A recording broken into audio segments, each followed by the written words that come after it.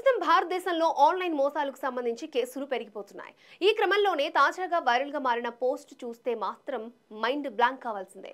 ఓ online మోసాలకు పాల్పడే వ్యక్తి ఏకంగా టీమిండియా దిగ్గజ ఆటగాడైన మహేంద్ర సింగ్ ధోనీనే వాడేసుకున్నాడు.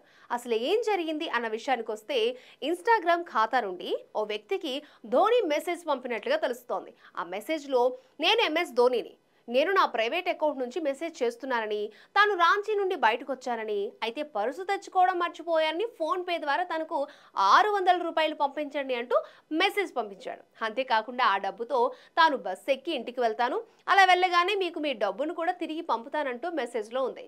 ఇక్కడ ఇంకొక గమ్మత్తైన విషయం ఏంటంటే అతను ఒక సెల్ఫీని సైతం చూపించడం గమనార్హం. ఇది నేను ధోని అనడానికి ప్రూఫ్ అంటూ మెసేజ్ చేశాడు. ఇక ఇందుకు సంబంధించిన స్క్రీన్ షాట్ ను సదరు వ్యక్తి సోషల్ మీడియాలో షేర్ చేస్తూ ఇలాంటి మోసాల పట్ల అలర్ట్ గా ఉండాలని కోరాడు. అయితే ఆన్లైన్లో మోసాలు ఎక్కువ అవుతున్నాయని అధికారులు చెప్తున్న నేపథ్యంలో ఈ మెసేజ్ ఇప్పుడు ప్రాముఖ్యతను సంతరించుకుంది.